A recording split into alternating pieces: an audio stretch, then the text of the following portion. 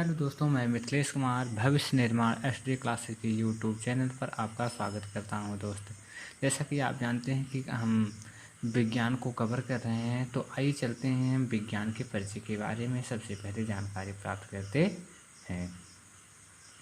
तो ये जो विज्ञान होता है, विज्ञान को अंग्रेजी में साइंस कहा जाता है, ये सब लोग जानते हैं। तो आइए चलते हैं, देखते हैं विज्ञान शब्द की उत्पत्ति कैसे हुई और किस भाषा से हुई है। तो आइए देखिए, ये जो विज्ञान शब्द की उत्पत्ति हुई है वह लैटिन भाषा के साइंटिया शब्द से हुई है। लैटिन भाषा के साइंटिया शब्द से हुई है और जिसका अर्थ होता है नॉलेज या ज्ञान। ठीक है। अगर इसके शाब्दिक अर्थ की बात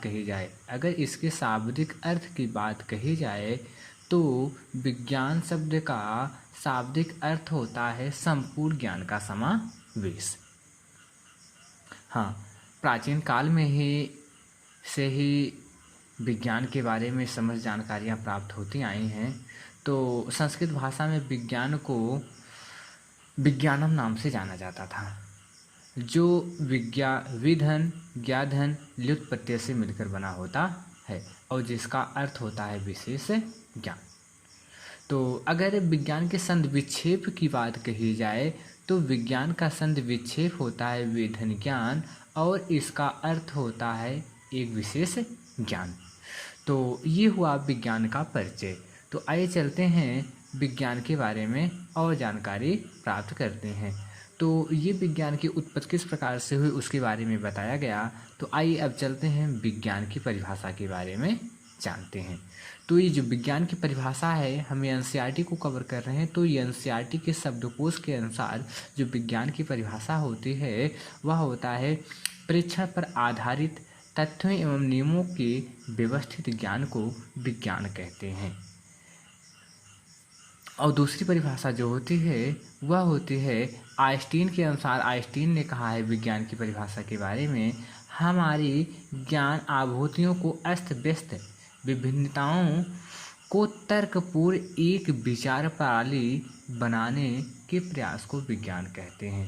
इतनी बात आप ध्यान दीजिएगा। हाँ, सबसे सरल भाषा में हर्बर्ट स्पेंसर साहब जी ने कहा है विज्ञान एक सुव्यवस्थित ज्ञान है।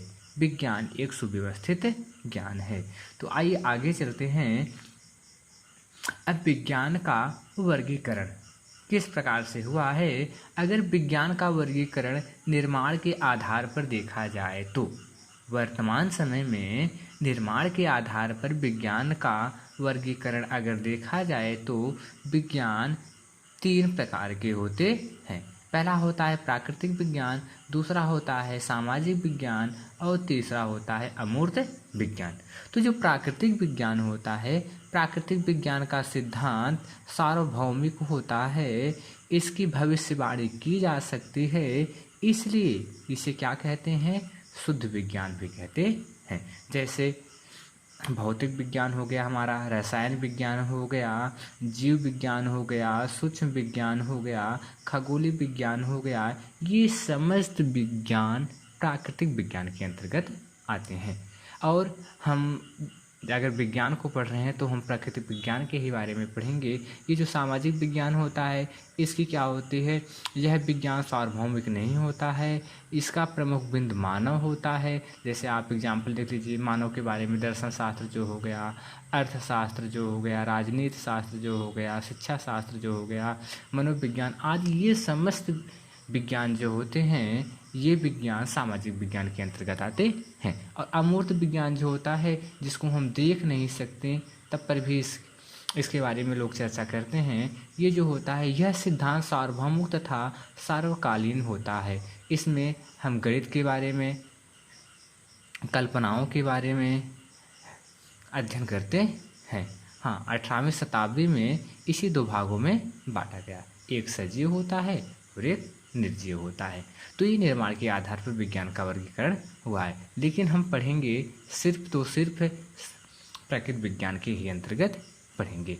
तो जो प्रकृति विज्ञान होता है, प्रकृति विज्ञान का पहला पार्ट है यह होता है भौतिक विज्ञान।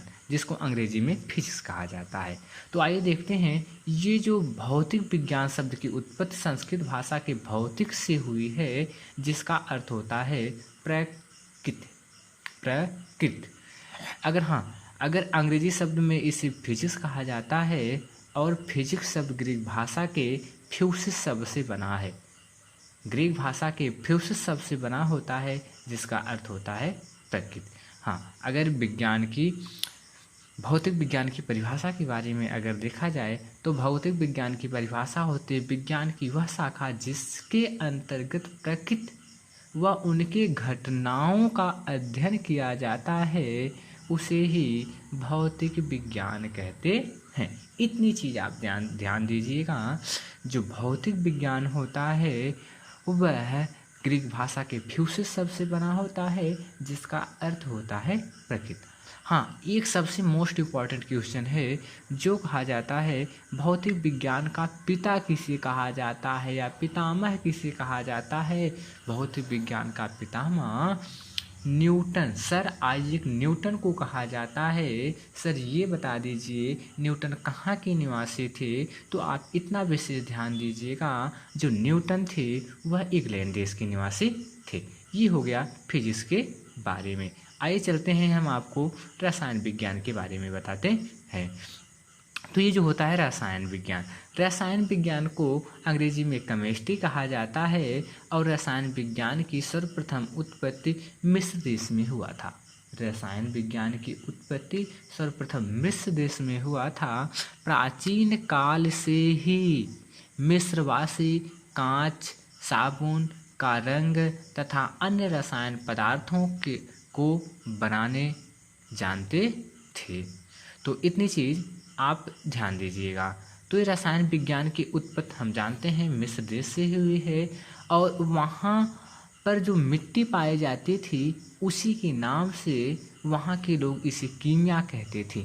उसी के नाम से वहाँ के लोग इसे कीमिया कहते थे। और जबकि कीमिया का अर्थ होता है काला रंग।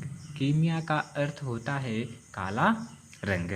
तो इतनी और रसायन विज्ञान का जनक कहा जाए तो एंटोनी लिवाइसिए को कहा जाता है। एंटोनी लिवाइसिए को कहा जाता है और लिवाइसिए फ्रांस देश के रहने वाले थे। तो आइए आगे चलते हैं। अब आता है जीव विज्ञान को अंग्रेजी में बायोलॉजी कहा जाता है और बायोलॉजी शब्द ग्रीक भाषा के बायोस प्लस लोगस शब्द से बना होता है, जिसका बायोस का अर्थ होता है जीवन और लोगस का अर्थ होता है अध्ययन करना। यानी ऐसे जीव जिसके जीवन के बारे में अध्ययन किया जाता है वह जीव विज्ञान कहलाता है। परिभाषा दिया हुआ है विज्ञान की वह शाखा जिसके